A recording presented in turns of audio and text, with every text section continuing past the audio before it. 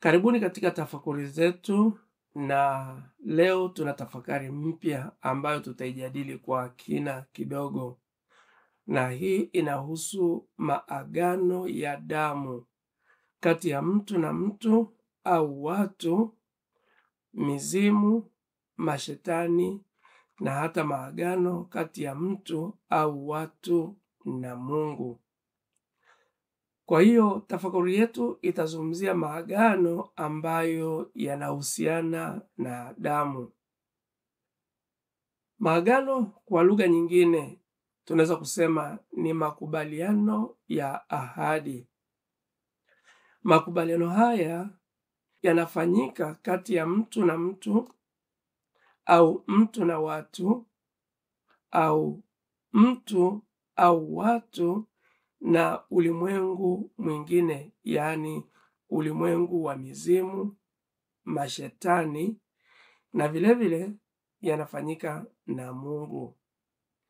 Maagano haya yanakuwa mazito hasa pale yanapohusisha vitu vya gharama kuyashikilia au kuadhibu pale yanapovunjwa.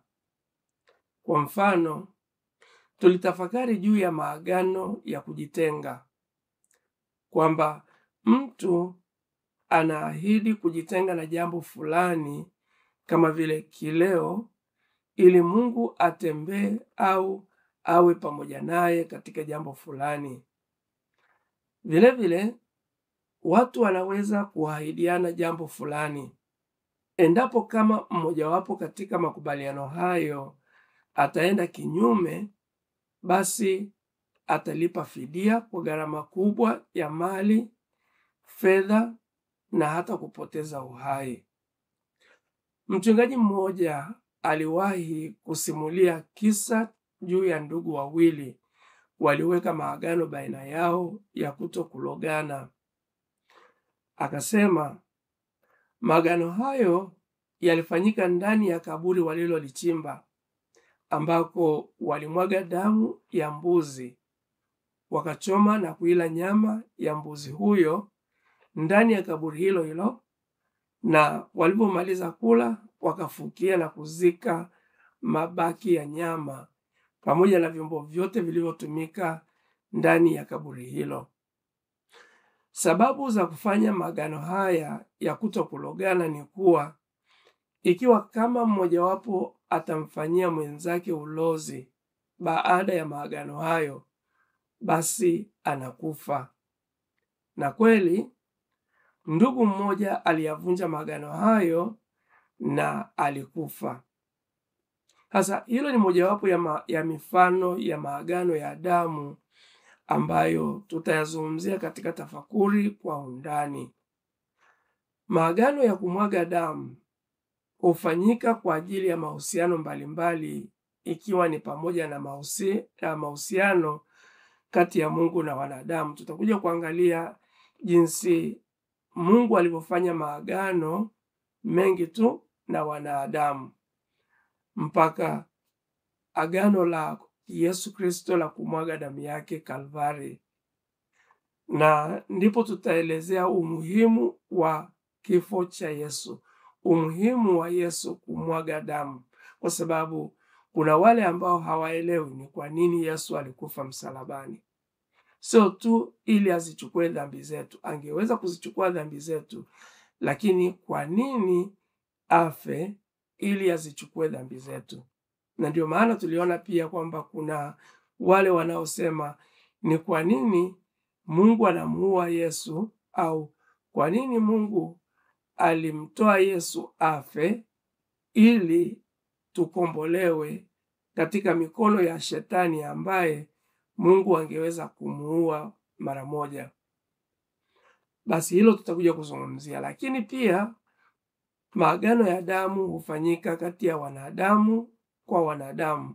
Kwa mfano hilo agano lililofanyika la hawa ndugu wawili.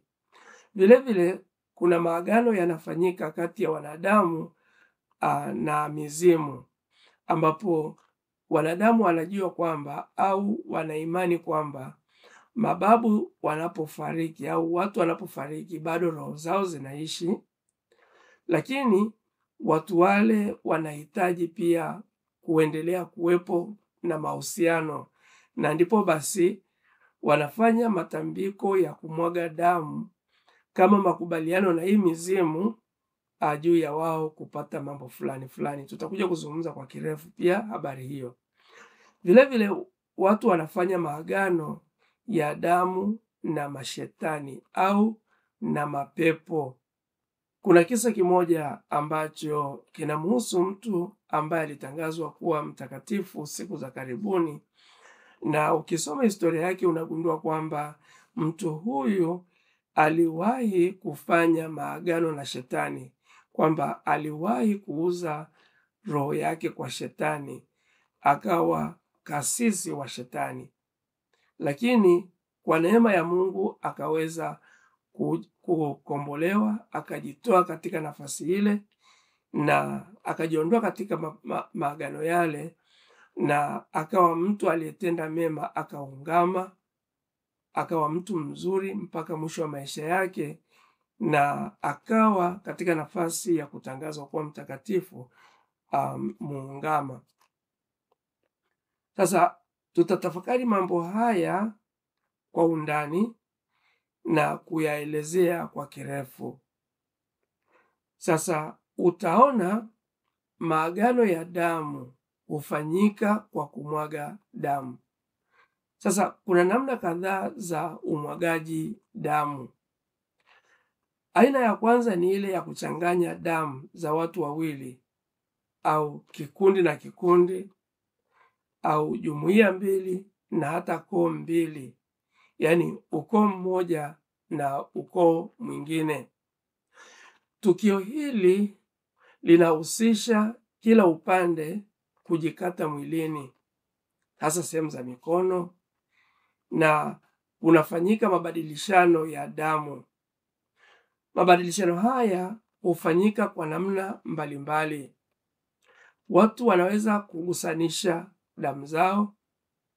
Kuna wanaolishana damu kwa kila mmoja kufyonza damu ya mwingine, au kuchanganya damu zao katika kinywaji na wote kushiriki kunywa kinywaji kile, na wanafanya hivyo kwa minajili ya kufungamana na kuwa kitu kimoja kwa njia ya uhai ulio katika damu.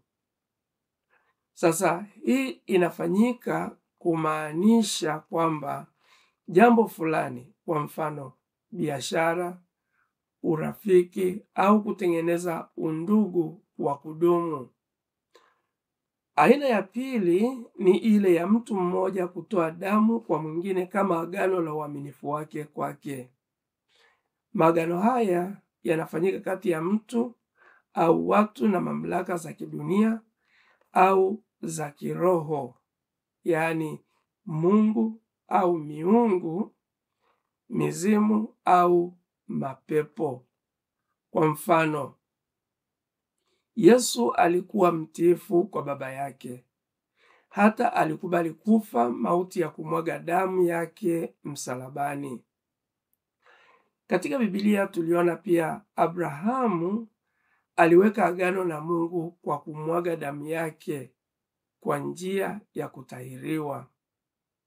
Hata leo hii watu wengi wanafanya maagano ya namna hii, hasa pale mtu anapotaka kumwaminisha mwingine katika kulipa deni au kutaka mkopo. Aina ya tatu ni ile ya kumwaga damu ya mtu mwingine. Abrahamu kwa mfano aliambiwa amwage damu ya mwanaye Isaka, na alitii kufanya hivyo. Mungu hakutaka damu ya Isaka au Isaac imwagike, bali alijaribu imani ya Ibrahimu. Kwa imani yake kubwa, Abrahamu alibarikiwa sana na hata akawa rafiki ya Mungu, kama tunavyosoma katika Yakobo sura ya 2 mstari wa 23. Kwa miaka mingi watu wamekuwa wakifanya makafara ya maagano na nguvu za giza kwa kumwaga damu zisizo na hatia za watoto wachanga au damu za ndugu zao, wazazi, wenzi wao au watu walio karibu sana na wao. Hata leo hii kuna watu wengi wanaotafuta mafanikio kwa waganga ambao ni maajenti wa nguvu za giza na kufanya nao maagano. Na wengi wanaridhia kufanya maagano haya ya kupata mafanikio kwa kumwaga damu za watoto wao, wazazi wao au ndugu zao. Aina ya 4 ni ile ya kumwaga damu ya wanyama. Maagano mengi yaliyofanywa kati ya Mungu na wanadamu katika Agano la Kale yalifanywa kwa njia ya kumwaga damu za wanyama. Maagano ya kumwaga damu za wanyama yamekuwa yakifanywa kwa wingi na makabila mbalimbali duniani. Hata leo hii katika kufanya maagano na mizimu na mashetani au na mapepo, damu za wanyama zimekuwa zikitumika. Maagano haya yanafanyika kama njia ya kutuliza hasira za mizimu au mapepo, kuomba msamaha au msaada au kuomba ulinzi. Tutaendelea kwa kujifunza hatua za maagano haya ya damu kwa malengo mawili makubwa. Kwanza ni kutambua ubaya wa maagano ya damu yanayoendelea kufanyika leo hii. Na 2 ni kutambua umuhimu wa damu azizi ya Bwana wetu Yesu Kristo iliyomwagwa katika madhabahu ya Kalvari.